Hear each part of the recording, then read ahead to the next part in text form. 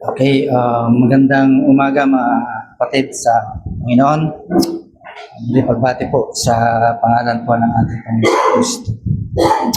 Right, so ang layunin po, kaya natin po pinag-aaralan ang Doctrine of Grace upang ipakita, palakihin ang biyaya ng Diyos at ibaba ang kayabangan ng mga tao. So yan po yung ating layunin, kaya pinag-aaralan po natin ang Doctrine of Grace. Kaya sa umaga pong ito ay aking inaanyayahan ang bawat isa to come, no?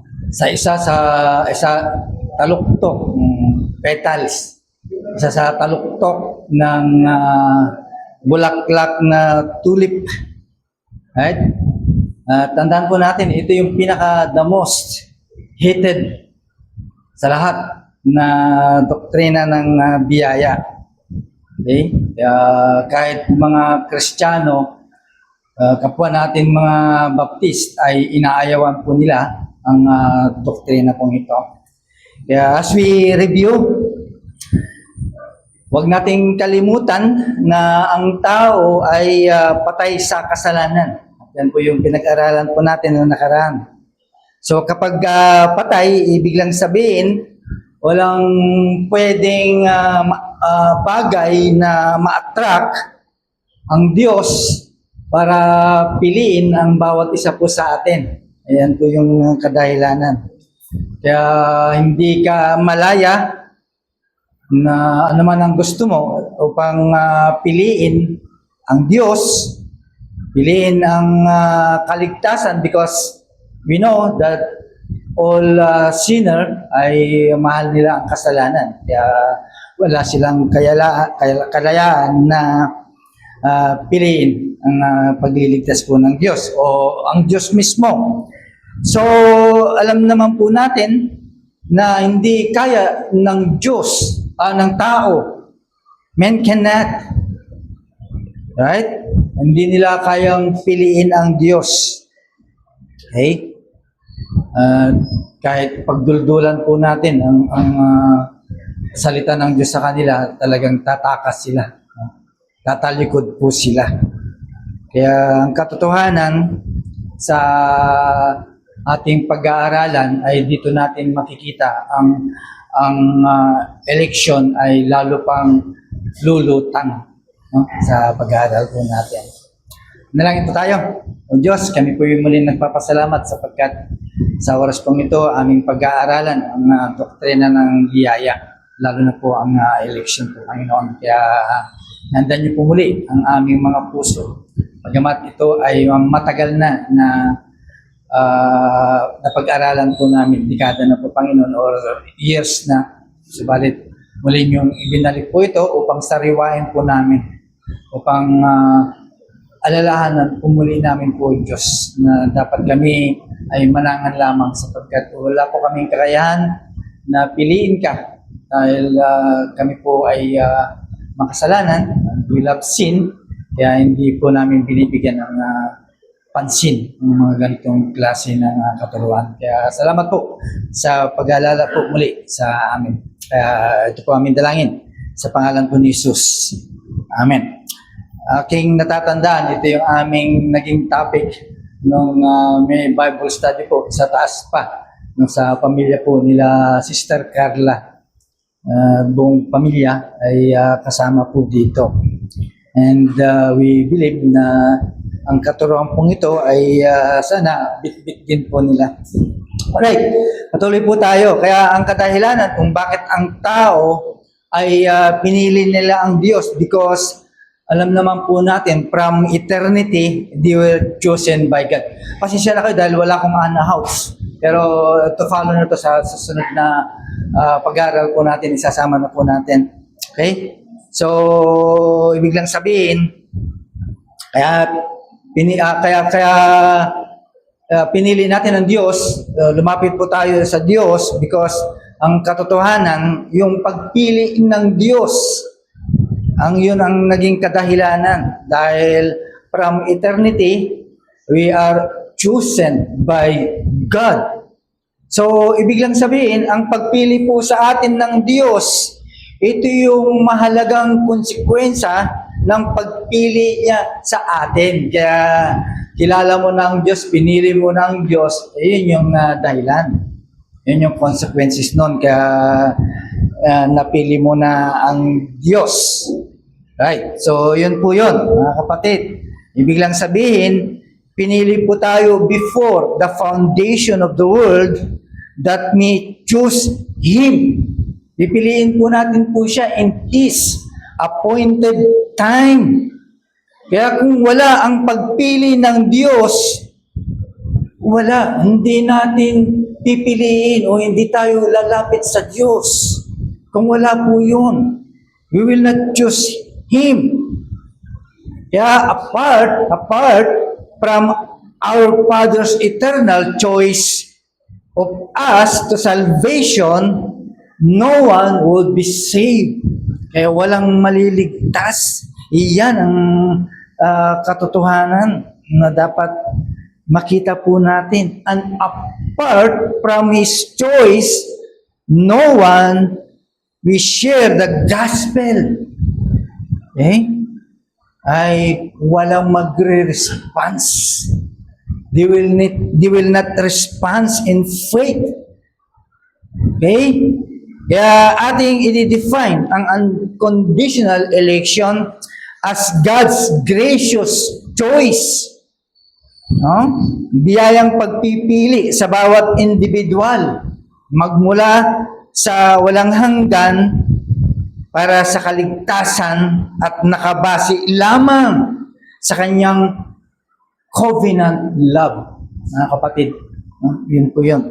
Dahil sa kanyang tipanang pag-ibig sa atin. So, ibig lang sabihin na nagagalak ang Diyos magmula sa walang hanggan upang piliin certain men and women dito sa sanlibutan. No? Kaya sekreto po sa atin po ito.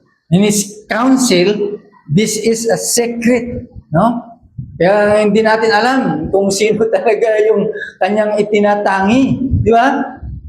Minsan, meron akong naka-encounter na alam niya na daw kung sino daw yung mga pinili ng Diyos. Wow, galing mo bro.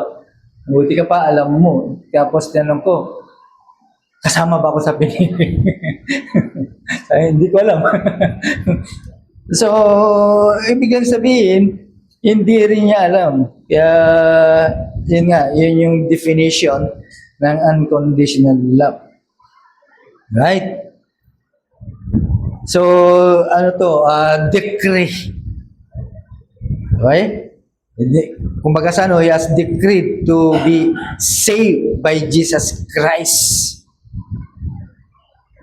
Kaya nagkaroon ng kaligtasan sa kanyang mga pinili.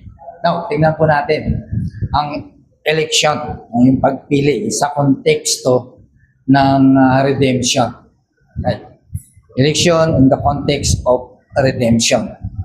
Biglang sabihin, yung mga tao, lalaki man o babae, na kung saan ay pinili ng Diyos, ay siya ay nalugod, okay, magmula sa walang hanggan, tinawag niya sa tamang panahon, sa pamamagitan po ng banal na Espiritu, sa gawa ng banal na Espiritu, sa tulong ng banal na Espiritu, sa tamang panahon. Yun po yung dahilan. Sa tamang panahon, kumilos ang banal na Espiritu upang ipuin. Okay? Yung mga pinili. Okay? So, ibig lang sabihin na ang mga taong ito ay nakonbensi po sila na sila ay makasalanan. Okay? Dahil sa ipinakita sa kanila ng Diyos at na-encounter nila ang Diyos. Dahil kapag ikaw ay isang hinirang, ay ganun talaga ang mangyayari. The Holy Spirit will work to convict. No? Para makita mo kung ano yung kalalagayan mo. Right? And of course, after that ay talagang dinala sila kay Kristo. He leads them to Christ. That's why merong trabaho ng pagsisisi sa isang tao. Merong trabaho ng pagsisisi at pananampalataya. Kaya ka napunta doon. Kaya ka nagkaroon ng repentance and faith. Kung wala po yun, wala. Dahil ang tendency po noon, lagi po tayong tatalikod sa Diyos. Diba? Napansin ba natin? Marami ng pagkakataon na tayo ay nabahaginan ng gospel, pero anong ginagawa po natin? Umiiwas po natin. Ibig lang sabihin, ipinapakita lang sa'yo the time na wala pa yung exact na panahon para sa pagtawag mo, ipinakita sa'yo kung paano ka umiiwas, kung gaano ka depraved ang sarili mo. Kaya kahit ano ang pagduldul sa'yo ng gospel, wala. Hanggat hindi dumarating yung time para ikaw ay tawagin na. Di ba? It happens sa atin na lang. Baka ilang taon pa nga bago tayo naging natutunan po natin yung repentance and faith. At paano tayo napunta doon? Okay? So, ibig lang sabihin, pagkatapos ko ng conversion, of course, andyan yung pagbabago, no? Andyan yung renewal, patuloy yung sanctification sa bawat tinawag, at higit sa lahat, iniingatan ka ng biyaya ng Diyos para hindi ka bumagsak. Okay? Para sa pagdating ng panahon, finally, brings to you, okay? Dahil sa pag-iingat ng Diyos. Okay? Yan po yung konteksto po ng pagliligtas po sa atin in election. Now, tingnan po natin yung first link. So, dito, God's eternal election, it is the first link. Okay? Link sa iba, golden chain. No? Sa atin, mga reform, sometimes ito, first link. Para at least hindi magkapares, pero the same principle. No? Kung ayaw nyo ng golden chain, ito, first link naman. No? So, ibig lang sabihin, isang makasalanan na ligtas. Okay? Of course, from heaven to glory until the end. So, pag walang ganon, wala pong magsisisi mga kapatid. Okay? Walang maniniwala. Walang mababago. Walang tinatawag na mabuborn again. Except the elect. Wala.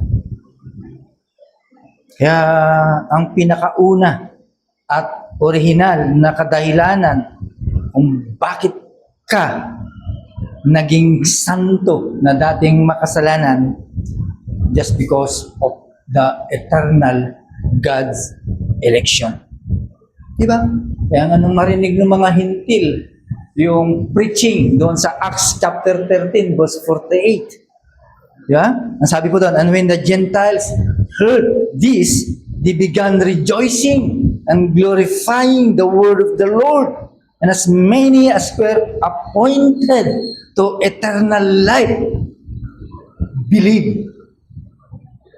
Okay?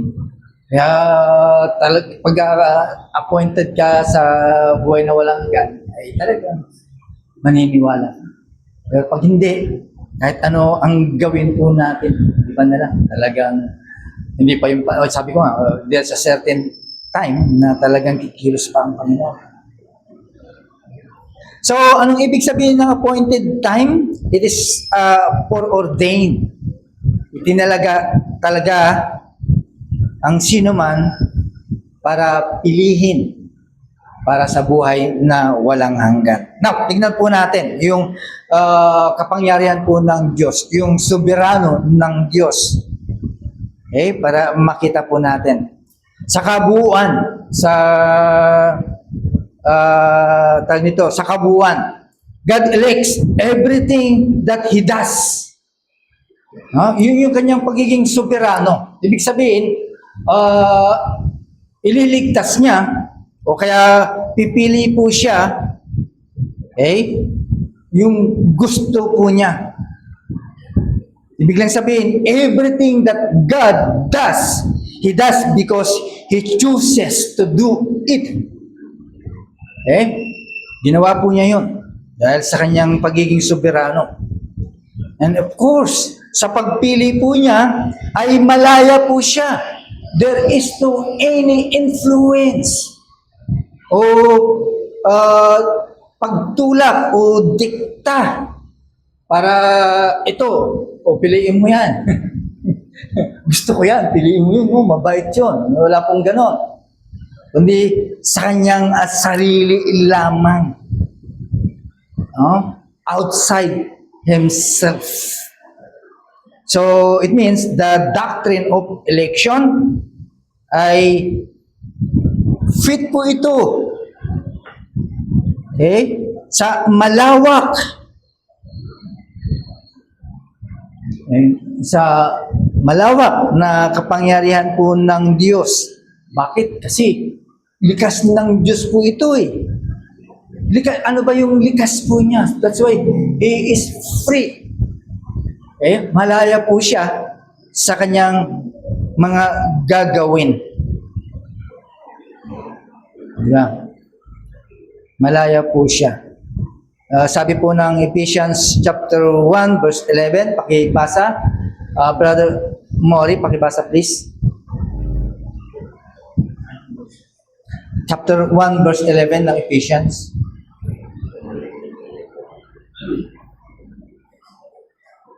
Ephesians 1:11, in him we have obtained and we were separated to the Spirit according to the purpose of him who works all things according to the counsel of the Spirit.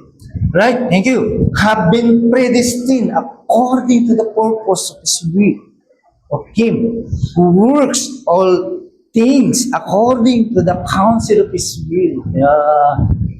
Talagang siyang kumikilos po nito. Siya ang kadahilanan ng lahat po ito. So, ibig lang sabihin, soberanong plano ng Diyos po ito whereby He decides. Siya lang ang nagdidesisyon that all to happen sa lahat, sa buong sanlibutan. Kaya lahat ng mga nangyayari, there's no chance. Decision niya po ito. Ibig lang sabihin, kahit sa mga nakaraan, God is in back of everything. He decide and causes all things to happen that do happen. Hindi siya Diyos na pagkatapos, maupo na siya, hintayin niya kung anong mangyari. Baka natatakot po siya. Hindi po ganon. So it means He has foreordained everything after the counsel of His will.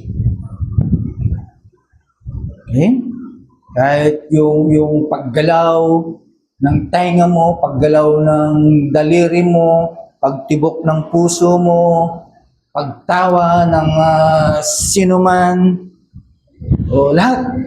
Kahit kasalanan. Alam po ng Diyos po yan. So, yan ang ating soberanong Diyos. Nakikita na po natin ang unconditional election. So, it means lumiliwanag na ito ay sa kanyang kakayahan, kalooban, at kagustuhan. There's no part, walang parte, sino man. Now, let's go to unconditional. Ano ang ibig sabihin po nito? Unconditional election means that God's electing grace is distributed by God on the basis of some foreseen condition that human being exercise themselves. Okay, ulitin po, conditional election daw ito ay pagpipili ng Diyos sa pamamagitan ng kanyang biyaya.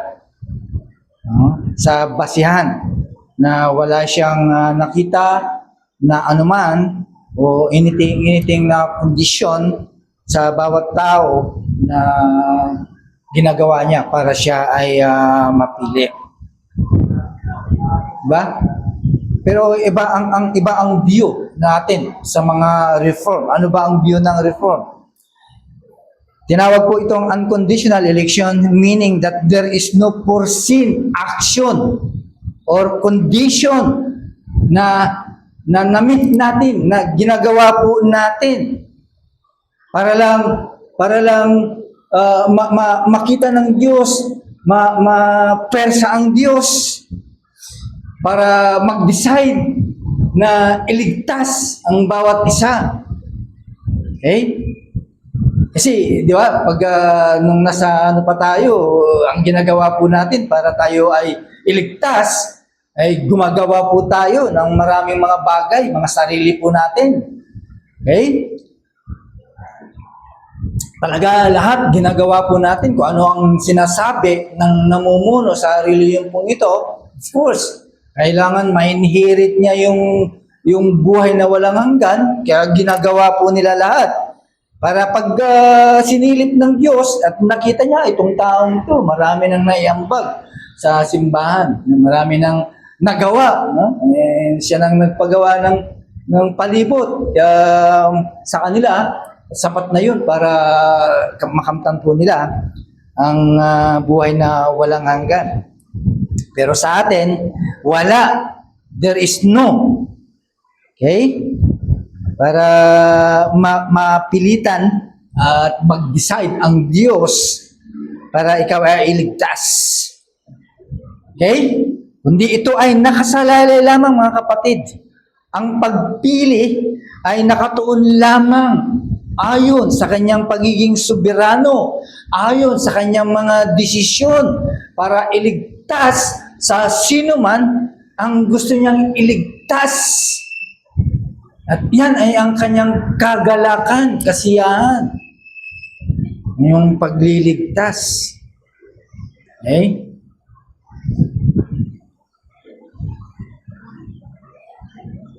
Right? Basahin po natin ang 2 Thessalonians chapter 2 verse 13. Pakibasa, Brother Mark.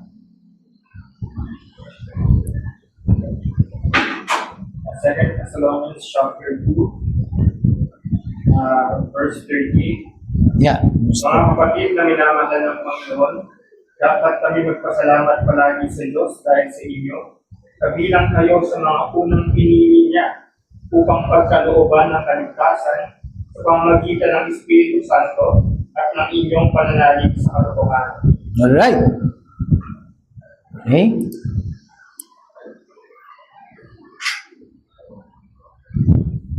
Sa una pa lang, from the beginning, ay pinili ka na para sa kaligtasan. Yan po yung order of salvation. Okay? Mula sa pagtawag, justification, sanctification, and go on until sa glorification.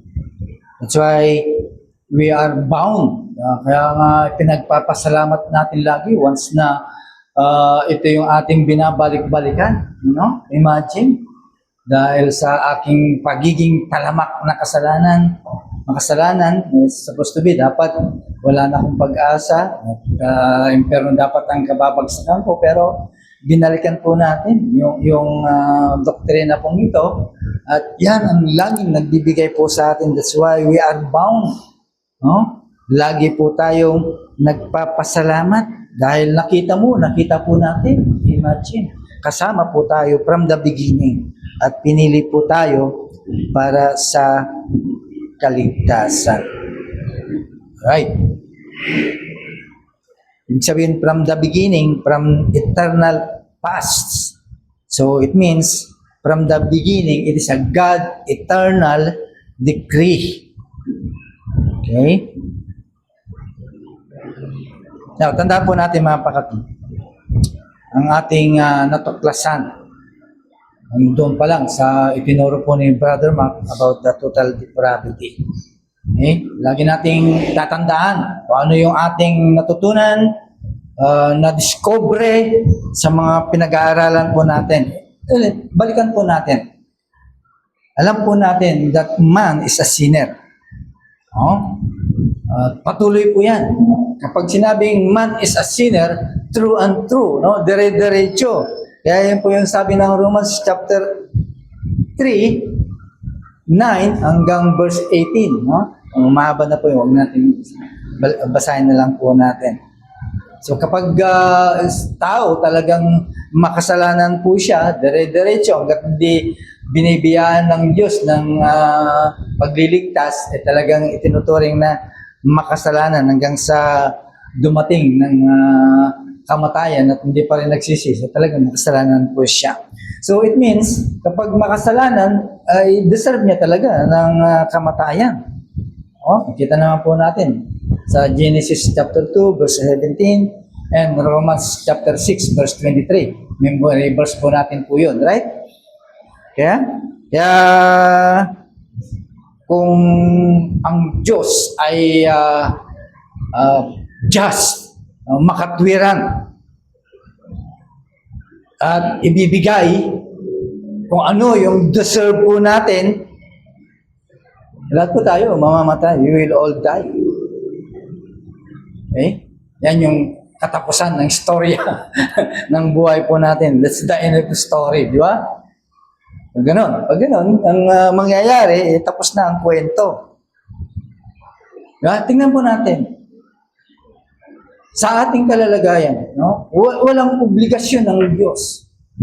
Okay? Para iligtas ang bawat isa po sa atin.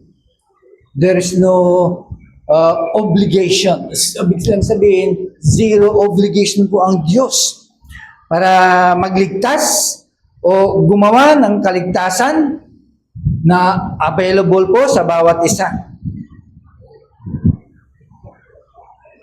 Okay? Wala po siya.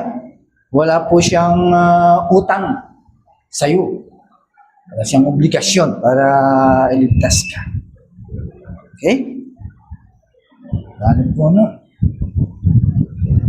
Okay, so, tignan po natin, mga kapatid.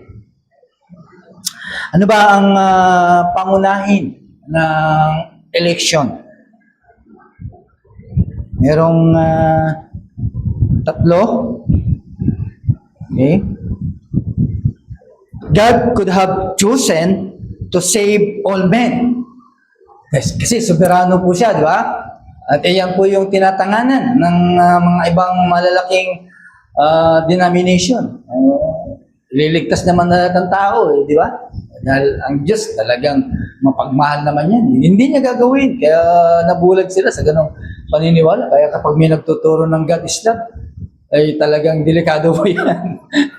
Pag hindi niya binalansi na mayroon palang God is wrath, wala na. No? Kaya na-sway po sila po doon.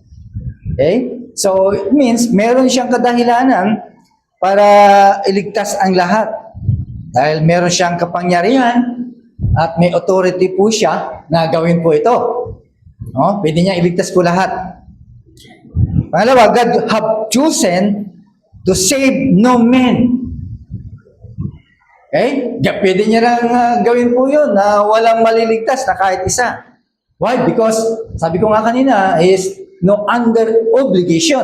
Wala po siyang obligasyon sa bawat isa po sa atin para iligtas ang bawat isa. Wala siyang utang para iligtas ang bawat isa. Wala siyang obligasyon. Okay? And pangatlo, God has chosen to save some. Okay? Ba't ganun? Of course, alam naman po natin, ang Diyos po natin, hindi lang po siya just, kundi mahabagin ko lang. So it means, dito niya ngayon, ipapakita yung kanyang pagiging makatwiran just na Diyos at kanyang kahabagan. Diba? Kaya pumili po siya, Sam. Yung Sam, marami po yun. Huwag nating limitahin na lang. Right. So it means God has chosen to save some para may pakita ang kanyang katwiran at ang kanyang kahabagan. Right. Ibig sabihin, God has chosen certain individuals unto salvation. Basahin po natin ang 1 Thessalonians chapter 1 verse 4. Pakibasa, Sister Daniela. 1 Thessalonians chapter 1 verse 4. For we know, brothers loved by God, that He has chosen you. Hanggang verse 5. Sorry, paki-continue hanggang verse 5. Because our gospel came to you not only in word, but also in power and in the Holy Spirit and with full revelation. Ano ang nakikita po natin po dito? Ibig lang sabihin, nakabase lamang sa kanyang kagustuhan. Nakabase lamang only his own will. Di ba? Nakabase lamang po ito.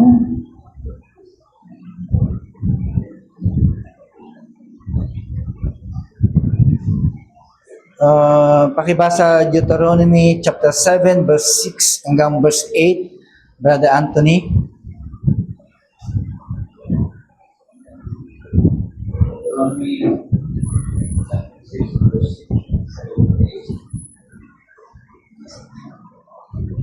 Siguro niyo ito sa mga anak, ibalan niyo ito sa tahanan, sa inyong bahay, sa inyong tulog sa inyong Ay, wait. 7 bro. Chapter 7 verse 6 hanggang verse 8.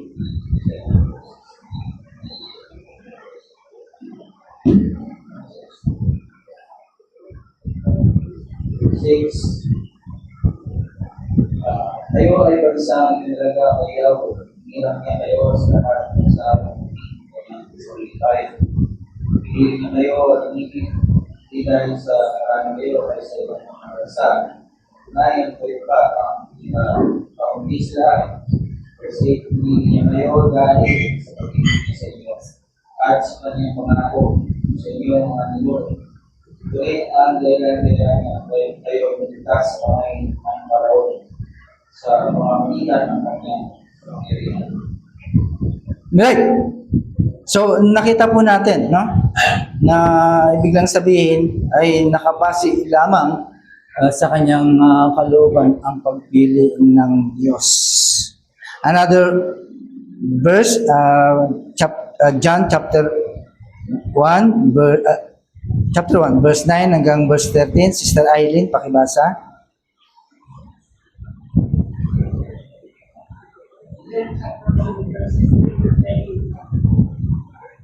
Come to angel. Dumarating ito sa salitan ko ang ginagawa sa lahat. Dumarating sa salitan, ngunit hindi siya kinilala sa salitan ko sa salitan niya. Kaya na siya sa kanyang bayan, hindi siya tinagawin sa inyong kababayan. Subalit ang lahat ng lupa at sa mga kalakayan. Sa kanya iligyan na nakakatawag ganito nga ng Diyos. Sila ay naging mga ng Diyos. Hindi dahil sa ito sila ay sa iba sa kagagawa ng tao. Hindi ayon sa kanyang.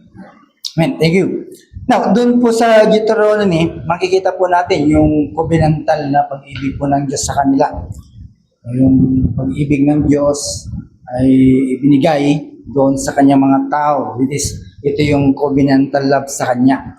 So it means, yung kanyang pag-ibig ay ibinigay sa kanyang mga tao out of His good pleasure and for their good. So, ganun po tumatakbo. Ganun din po ang pagpili din po sa atin. So, dapat makita po natin na wala man lang tayong part ni katiting para ikaw ay mabigyan ng kahit isang percent na ikaw ay mapili ng Diyos. Right. So, dito sa John chapter 1, verse 9 to 13, tandaan po natin mga kapatid, hindi ito nakabase o anumang bagay na nakita sa iyo sa pamamagitan ng pananampalataya o anything na magandang gawa, no? Kaya makikita po natin mga kapatid yung pagtawag po sa atin ay katulad po yung kay Jacob saka kay Esau, di ba? Ang sabi po doon, Jacob I love but Esau I hated, sa Romans chapter 9 verse 10 to 13. Kaya wala tayong maisip, right, na dahilan o rason para ikaw ay sa sarili mo ay pipiliin ka ng Diyos. No? Eh, dahil kahit mismo si Jacob, ay alam naman po natin, hindi naman siyang perfect. Di ba? Pero bakit pinili pa rin siya? While si Esau na talagang talamak, na talagang makasalanan po siya. Right, so tandaan po natin mga kapatid, if we consider our calling, okay, tandaan po natin na wala na anumang worldly standard or anything na meron kang kakayanan o makapangyarihan ka. Yung mga makapangyarihang tao nga, hindi rin sila sigurado o hindi pa nagsasabi na sila pinili din, di ba? Pero kung titignan mo, hindi yun ang dahilan para sila ay piliin. Kahit yung may mga novel birth, ha? Hindi, di ba? Eh, bakit yun? Yung mga hindi pinili. Samantalang ikaw ay mas pinili ka ng Diyos. Bakit? Sabi nga sa salita ng ating sabi ng Biblia sa 1 Corinthians chapter 1 verse 26 to 31 ay according to worldly standards ay hindi tayo pinili po doon. But God chose what is foolish in the world to shame the wise. Okay? God chose what is weak in the world to shame the strong. Eh, di ba? Kaya dapat walang magmayabang. Wala dapat magmamayabang. Meron magmamayabang kapag yabang mo ang ating Panginoon. Di ba? Tingnan po natin sa canon of Dort.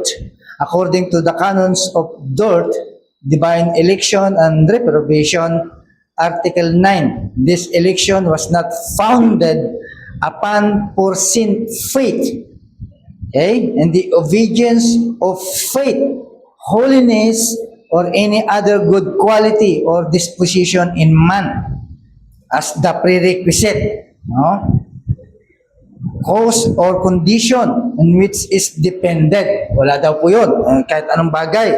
But men are chosen to faith and to the obedience of faith, holiness, it's other. So, pinili po tayo. Therefore, election is the fountain of every saving good from which proceed faith, holiness, and the other gifts of salvation. Finally, eternal life. So, ito yung kadahilanan. Okay? Kaya nagkaroon po tayo ng pananampalataya, nagkaroon po tayo ng kabanalan, and hinuli pa yung kaligtasan, no? Yung gift of salvation. and eternal life. Patuloy po tayo. And its fruits and effects according to the testimony of the apostle. He had chosen us not because we were, but that we should be holy and without blame before Him in love. Okay. Yan po yung Canon of Dort, Article 9. So it means faith and good works are the result of election and to salvation. Kaya nga sabi again ng Ephesians chapter 2 verse 8 hanggang verse 10. You did not choose me, but I chose you and appointed time that you should go and bear fruit, and that your fruit should abide, so that whatever you ask the Father in my name, He may give it to you. John chapter 15, verse 16. Okay? Kaya yung mga tao na nagpupumilit na sila daw ang pumili sa Diyos. Okay? Kaya yun yung talamak na naririnig po natin kasi pinili ko ang Panginoon, kaya nandito ako. Ini-insist nila po ito. Pag ganon, ibig lang sabihin, hindi nila naintindihan yung tinatawag na total depravity. Hindi nila naintindihan kung ano ang kasalanan. Right? Yung katotohanan ng kasalanan. Okay? Hindi nila naintindihan yung pagiging patay sa kasalanan. Hindi nila naintindihan yung total depravity. Yun na nga yun. Okay? Kapag may nagpupumilit na ganon. Right. Balik po tayo. Okay. Now, dun tayo sa election unto salvation. Ano ibig sabihin po nito? It is not salvation itself. Okay? Sabi po ng Acts chapter 13 verse 48, and when the Gentiles heard this, they began rejoicing and glorifying the word of the Lord, and as many as were appointed to eternal life believed. Ano ang makikita po natin po ito? Ibig lang sabihin, sigurado. No? Yung hinirang, sigurado na talaga ay pupunta sa pananampalataya. Okay? Makikita mo sa kanya ang tunay na pananampalataya dahil of course, ang ating Panginoon ay natapos po niya ang trabaho ng pagliligtas. Bakit? Kasi ito yung order. Dahil ang Panginoon ay tinapos niya ang trabaho ng pagliligtas. Of course, hindi lang matatapos po doon. Merong banal na espiritu na siyang kikilos at mag-a-apply sa mga benepisyo ng pagliligtas. Kaya yan ka ngayon. Nagkaroon ka ngayon ng panibagong kapanganakan na born again ang bawat isa. Yan ka ngayon. Nagsisi ka. Okay? Nagrepent ka. Yan ngayon. Nagkaroon ka ngayon ng pananampalataya at naniniwala kay Kristo unto salvation.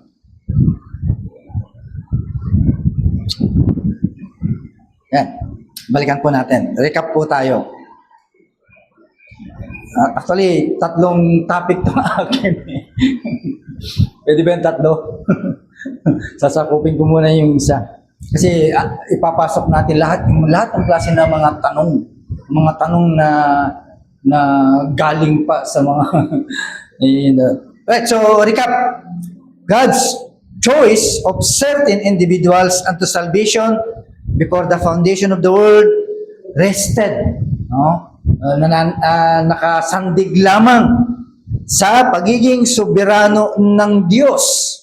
Tandaan po natin, ang pagpili sa bawat individual, okay, before the foundation of the world, ay nakasandig lamang sa pagiging soberano ng Diyos. Ibig sabihin, siya lamang ang merong may gawa po nito at nasisiyan at nagagalak po siya.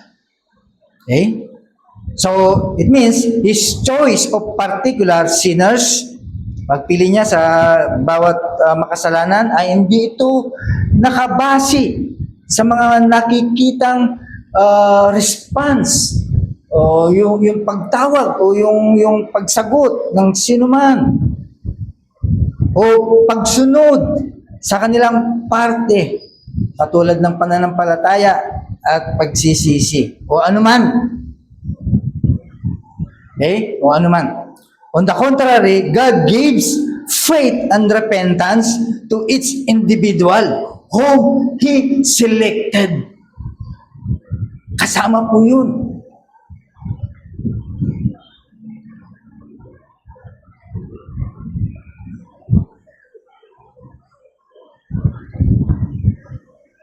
Okay. Kaya ito ay resulta. Okay?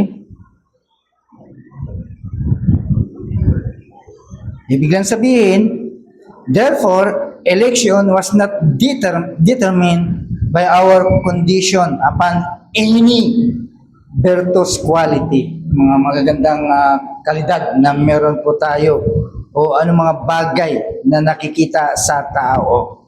Ibig lang sabihin, those whom God sovereignly elected, He brings through the power of the Holy Spirit to a willing acceptance of Christ. Thus, God's choice of the sinner, not the sinner's choice of Christ. Tandaan po natin, that God's choice of the sinner, not the sinner's choice of Christ, is the ultimate cause of salvation. Kaya mga kapatid, wala nang ibang kinapupuutan ng mga tao, ng mga Kristiyano o mga Baptist, kundi ang doktrina ng unconditional election. Okay? Nakita po natin yung kayabangan ng puso ng tao. Samantalang ang Diyos ang may akda nito, pero kinapupuutan. Diba? Na wala ka namang magagawa bilang isang tao pagdating sa bagay ng pagliligtas, sa pagiging banal, okay? Kundi lahat sa manlalalang. Kaya makikita po natin mga kapatid yung blatant, yung lantaran na paglalaban ng mga taong ito sa plano ng Diyos sa pagliligtas.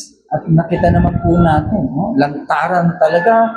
Meron pa nga tayong naging kasama sa loob ng simbahan na kapag itinuturo ito ay demonyo sa kanila. Kaya kinapupuutan nila po ito. Itong katuruan pong ito. Dahil kung wala po ito, wala pong maliligtas. Right, so hanggang dyan lamang po ang ating pag-aaral sa natin. Sa susunod ay sasagutin po natin yung mga common objection, those mga bagay na talagang makikita mo talagang ang tao talagang ayaw tanggapin, no? Kahit ligtas na, paano naman yung mga kapatid namin, no? Yung mga mahal po namin sa buhay. Paano kung pag hindi pinili. Kaya there are many people still unable to accept itong katuruan pong ito. Kaya ihanda po natin yung mga dagdag na mga tanong na dapat po nating ito, ihanda na tanong. Yung part 3, yun yung mga practical application naman. Practical application kasi nasa iyo lang nga yung doktrina ng unconditional election, pero parang magkaan lang ang turing natin, di ba? Kaya pag-uusapan din po natin yung mga practical na aplikasyon regarding sa doktrina po. Yung mga aplikasyon na natural na consequences ng doktrina. That, maraming salamat mga kapatid sa ngayon, kung meron po kayong itatanong pa at idadagdag, may time pa naman tayo.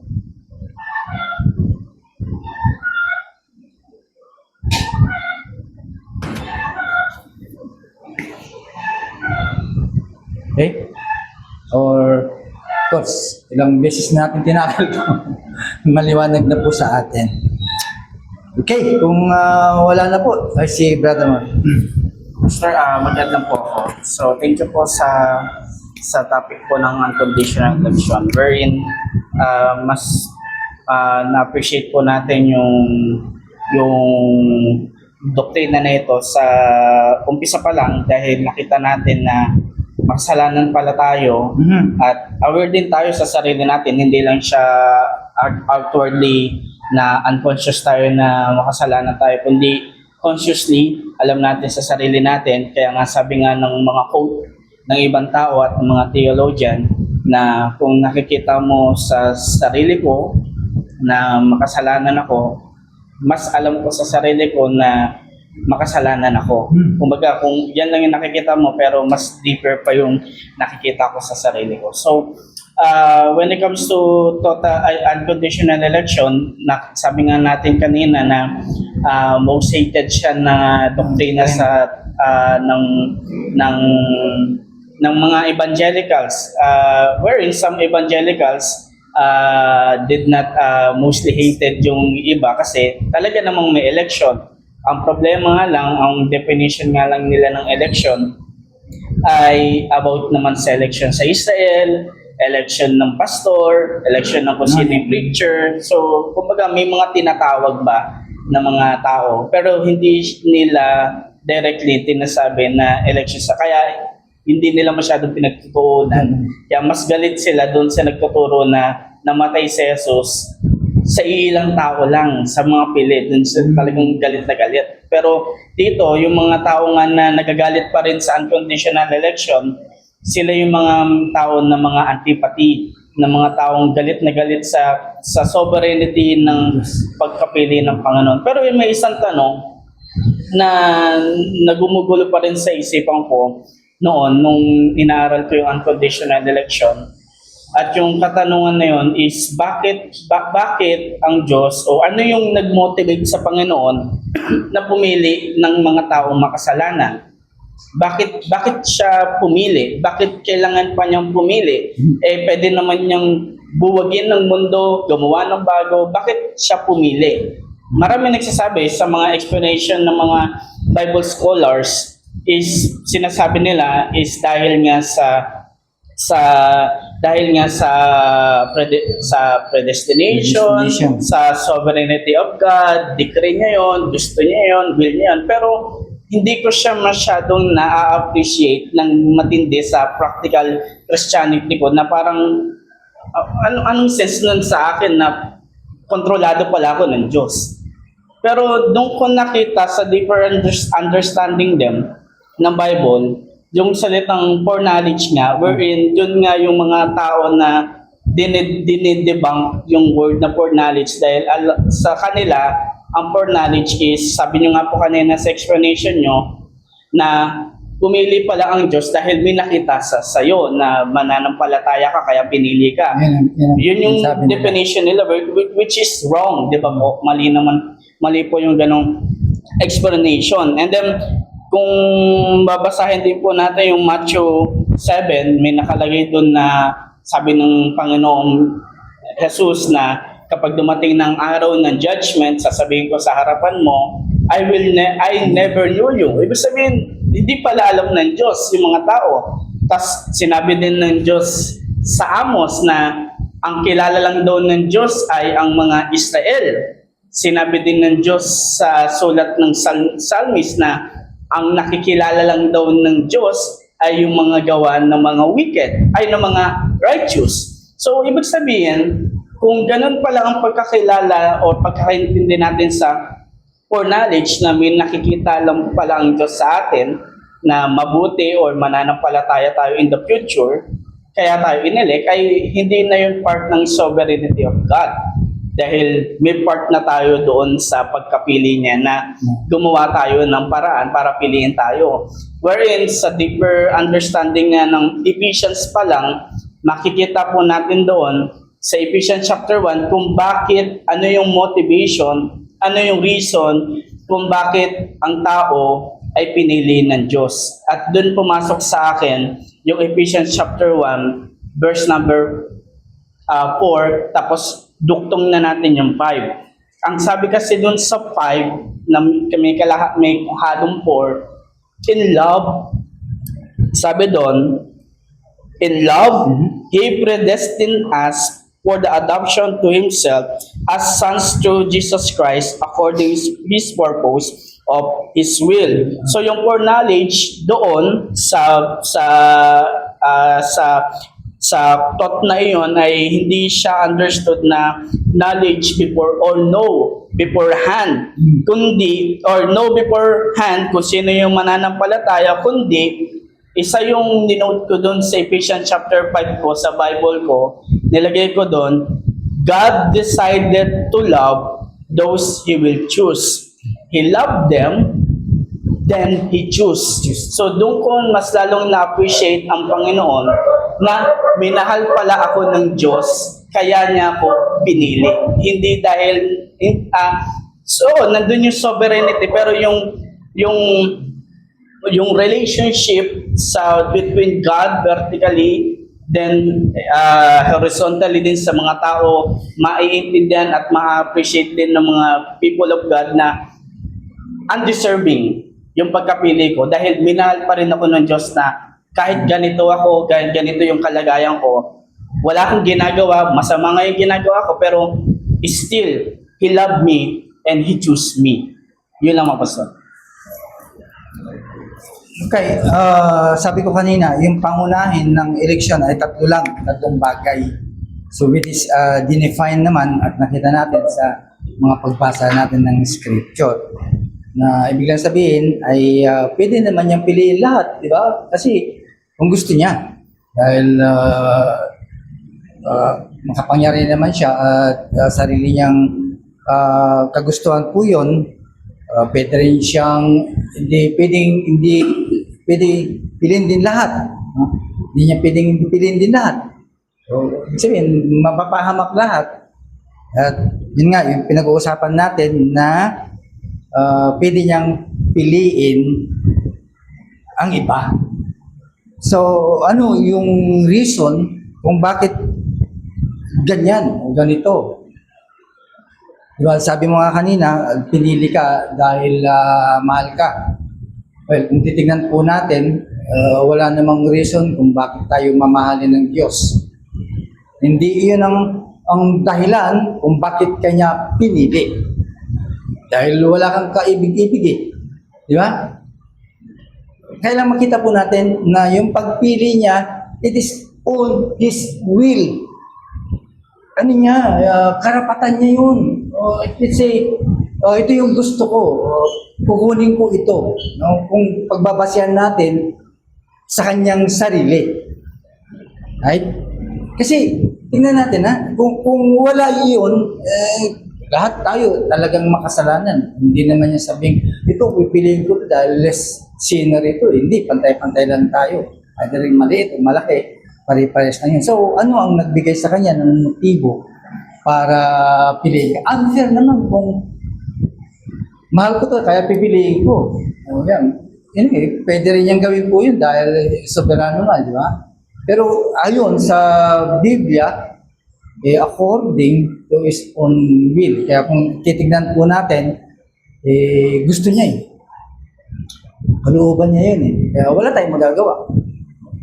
Diba? Wala tayong magagawa na bakit pinili niya. Yung sinabi na I'll never knew you, ibig lang sabihin, walang kaalam-alam ng Diyos. Sovereign will, sovereign nga ang Panginoon. So, ibig sabihin, alam niya lahat. Kaya niya lang nasabi yun dahil ito yung mga taong to na talagang walang kaligtasan dahil gumagawa sila, right? Papagaling sila pero wala silang repentance and faith eh. Kaya yun ang tuwari niya sa mga tao na walang pagsisisi at walang pananampalataya. Those are reprobate. Ang taong yun. Kaya I'll never knew you. Reprobate mo. Yan. Kaya ang kadahilanan, ang pangunahing kadahilanan ay yung talagang sovereign will. Ay, sige.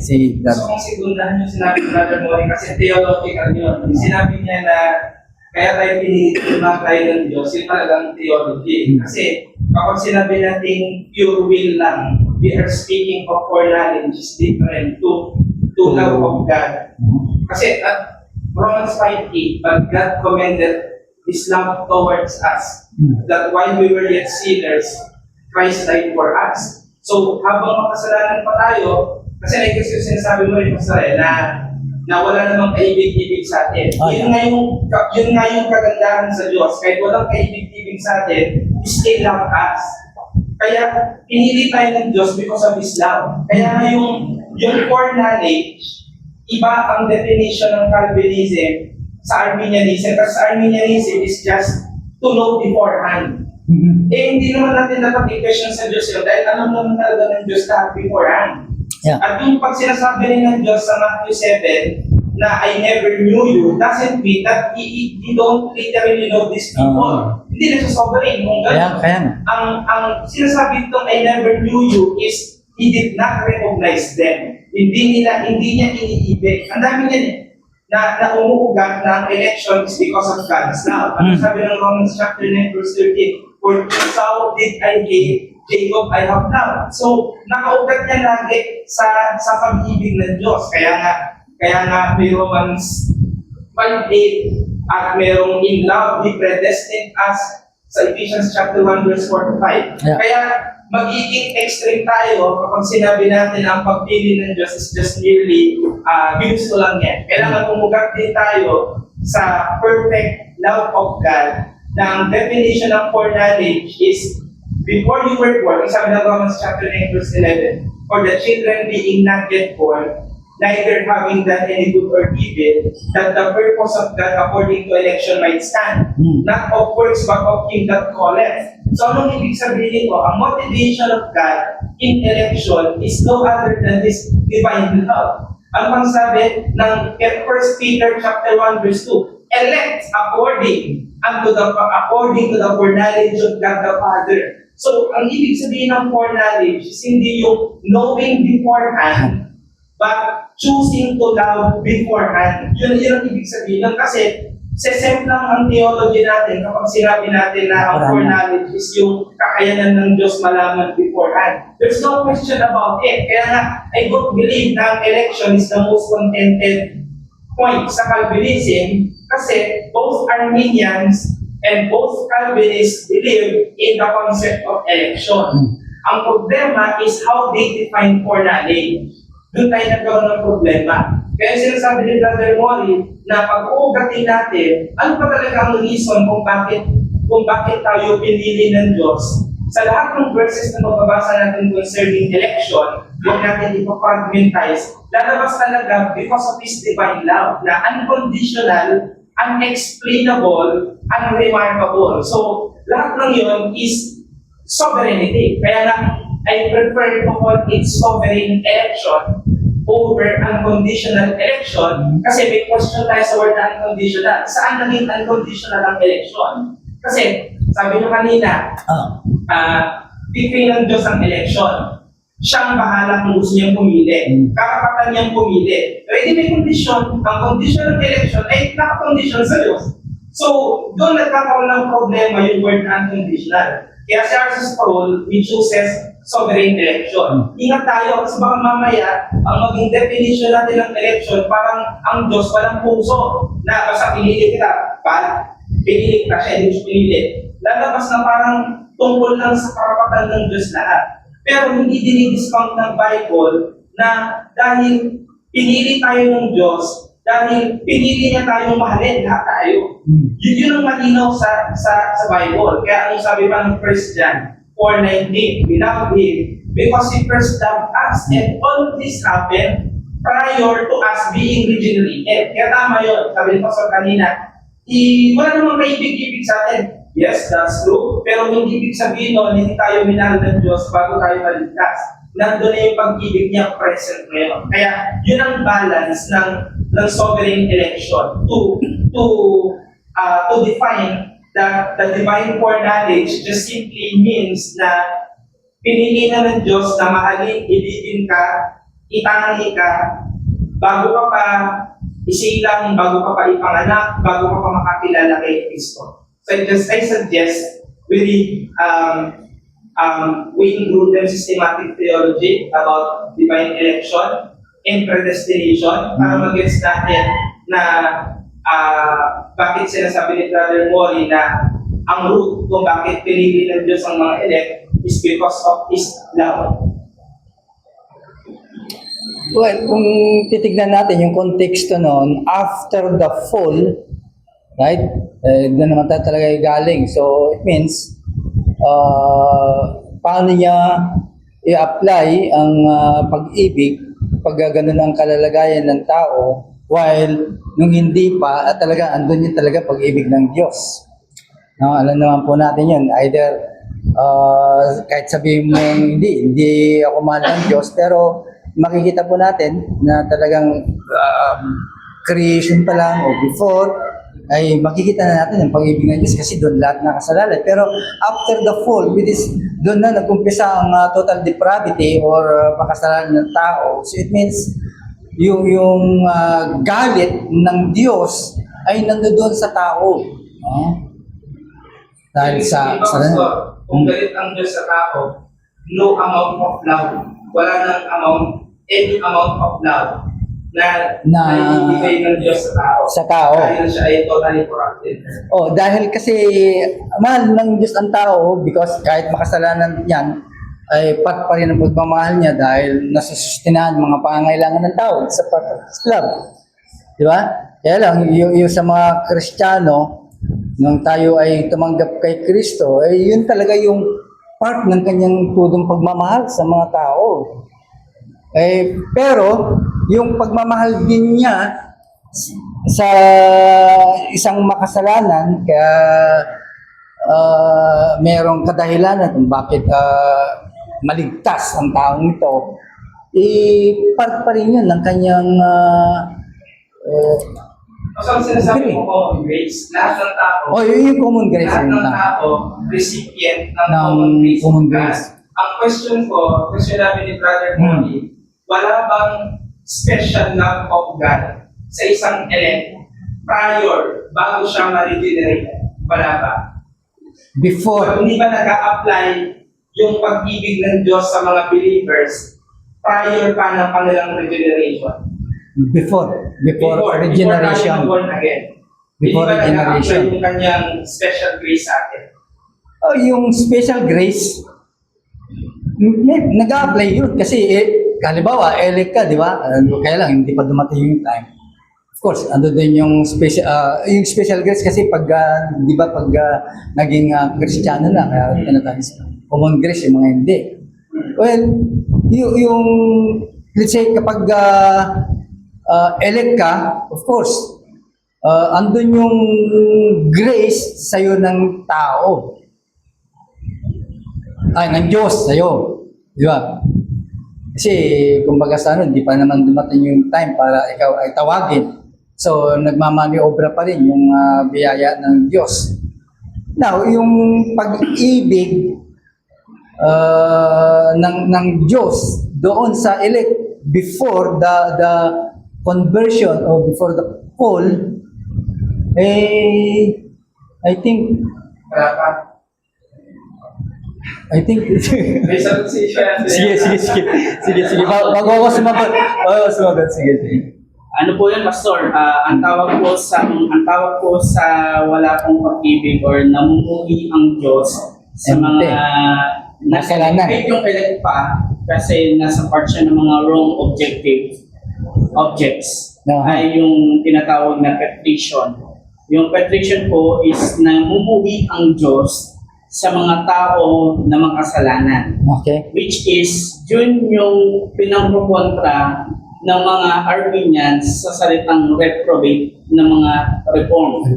Which is, kapag nilabanan mo yung word na patrition ng reprobation, mauwi ka sa salitang hyper-Calvinism, at kapag nauwi ka sa hyper-Calvinism, mauwi ka sa salitang double predestination, at kapag nauwi ka sa double predestination na nag-elect ang Diyos ng mapupunta sa langit unto salvation, mapupunta sa impyerno, ibig sabihin, ang Diyos ay monergistic in salvation, monergistic in condemning the people, which is a wrong doctrine and presentation of the Bible. Kasi hindi author ang Diyos ng kasalanan. Hindi rin siya nagiging bahagi ng kasalanan. So yung ganong po na term na mga namumuhi talaga ang Diyos, something na totoo naman siya, pero in mga passages na mababasa natin from Genesis until the word in Revelation na mamakaawa na yung mga tao na mga kaluluwa sa paradise is nag-show pa rin ang Diyos ng kanyang, ano ba yung kanyang divine love sa mga tao. So, brother, yun na yan. Kaya yung 8, Pastor, based sa sinasabi ni Brother Modu, hindi siya direktang opposite ng love, kundi less love. Kasi God is just simply passing over those people na condemned. So, may dalawa kasi klase ng double predestination. Pero yung sinasabi ni Brother Modu na klase ng double predestination is yung tawag dito, actively nag-elect to salvation, tapos actively nag-elect them to condemnation, to which we don't believe. Pero going back dun sa sinasabi ko, na nag-a-apply na ba yung love ng Diyos sa elect kahit wala pa yung convert, yung pagiging ligtas ng tao. Siguro we all agree na ang kaligtasan nagsisimula sa conversion. Kapag ang tao ay nag-profess na ng kanyang pananampalataya. Pero prior to conversion, nandun yung regeneration. Ito yung secret work of the Holy Spirit na pinapalamig na ang elect pagpapunta sa pananampalataya. Ito yung sinabi niya kayo ng pastor na sure na ang isang elect ay mapupunta sa pananampalataya. Kaya nga siya tinatawag na elect unto salvation. Sino ang tumatrabaho, kumakamata sa lahat ng mga gawa habang ang isang tao ay nasa proseso pa lang ng pagtanggap kay Kristo? We all agree na monergistic, lahat ay gawa ng Diyos. So kung hindi yun dahil sa love of God, ano yun? Yun yung question. So ibig sabihin, umiiral na yung pag-ibig ng Diyos sa elect kahit hindi pa siya ligtas. Kasi yung way niya papunta mula sa pagiging totally corrupted hanggang sa madala na siya sa pananampalataya, lahat trabaho ng Diyos eh. Kaya nga yung irresistible grace, problematic din yung term na yun dahil habang nagtatrabaho yung Holy Spirit sa atin, may mga times pa rin na dinidecline or nire-resist natin yung fall. Kaya nung tayo ay naliligtas pa lang, may mga time na ayaw natin umatin ng Bible study, may mga time na ayaw natin umatin ng church. Pero mapapansin mo yung sarili mo, tinutulak ka pa rin papunta doon. Yun ang ibig sabihin ni Paul sa Romans 5:8 that God demonstrated His love toward us. Kaya daw, while we were yet sinners, habang tayo ay nagpapakasaya pa sa paglangon sa kasalanan, pinapakita na daw ng Diyos ang kanyang pag-ibig sa mga makasalanan. Isa pang pinaka-powerful verse is yung John 3:16. For God so loved the world that He gave His only begotten Son. Remember, hindi pa namamatay si Christ sa cross. Wala pang application. Ang first beneficiary ng limited atonement ay nasa kanan ni Jesus. Yun ang unang nakatanggap nun. Pero bago yun, ay wala pang application ng limited atonement in reality. Pero bakit sinasabi na ng Diyos yung existence ng love niya sa mga pinili or sa many as the vocabulary of the Bible suggests? Ibig sabihin, yung part ng pag-preserve ng Diyos sa elect habang hindi pa siya saved, nag-a-apply na. And hindi siya pwede mag-apply kung hindi dahil sa pag-ibig ng Diyos. So lahat yan is motivated and operated by the divine love of God, which is tinuro niyo mga kapastor sa attributes of God, di ba? Na doon mo makikita, bakit may ganitong klaseng pag-ibig ng Diyos na hindi natin maintindihan? Wala naman tayong bagay na kaibig-ibig sa atin, ba't siya umiibig? Kasi nga siya lang yun. Kaya nga, sabi niyo sa prayer niyo mga kapastor, hindi natin maduduplicate. Though, ang love of God is communicable, which means meron din tayong love, but not as in equal level to God sa kung paano siya umibig na kaya pala niyang umibig kahit 0%, wala tayong lovableness in our part. So yun yung pinag-uugatan ng election. Kasi noon, akala rin namin na pinili lang tayo because of His sovereign pleasure, because of His will, ganyan. Kaso pag in-absent natin yung pag-ibig doon, ang daming verse sa Bible na sinasabi, andun na yung pag-ibig ng Diyos before tayo makaligtas. Ibig sabihin, makukonclude talaga natin, kaya ako pinili ng Diyos sa kaligtasan dahil mahal niya ako. At yun pala ang ibig sabihin ng foreknowledge. Okay. Sige. Ano po, sabi ni Spurgeon daw, meron daw sa tao pumasok sa pinto ng langit tapos sa kalagay, whoever wills, let him come. Tapos pumasok siya. Pagpasok niya, nililong niya yung same door, nakalagay doon. Chosen by Him before the foundation door. Same door. So, ang ano nga lang daw, tama nga naman si Brother Joshua. Kasi nga, connected talaga sa pag-ibig dahil isa sa mismo nagsabi na you love me because I first love you. So, yun na yung yung application na niya. Nung taong na safe. At kung ano nga daw, kung totally naiintindihan natin yung total depravity, may question ng tao na kung gano'n pala ang tao, sino na safe. Kaya doon logical talaga raw ang pagkakasunod-sunod ng tuloy. Kasi nga, yun yung unconditional election na sino man safe dahil dito sa doctrine na ito. Ito yung tamang explanation na dahil nga dun sa hindi lang ba sa grace ng Diyos kundi yung pag-ibig niya dun sa tamang niligtas niya. And kung meron na raw magpo-question na bakit hindi na lahat sinip, doon nagkakaroon ngayon ng debate between boundaries. Kasi nga, laging sagot doon is yung sinabi rin naman ni Paul na sino ka tao? Na sino ka tao para kusunin yung ginagawa ng Diyos? So yun. And then, yun nga, ang ano nun, kaya maganda ang unconditional election doctrine or sovereign election is that because kahit na dahil nga modernistic ang pag-save sa atin, hindi lahat ng glory nasa Kanya. Yung glory nasa Kanya talaga. Kasi kahit 0.5% daw ay meron tayong say, nawawala yung glory na dapat nasa Kanya talaga. So yun yung addition. Right. Maliwanag na. Okay, so I think siguro doon sa kanyang sovereign will, kasama din yung pag-ibig. Right, thank you. Wala na. So, next time ulit. Tama.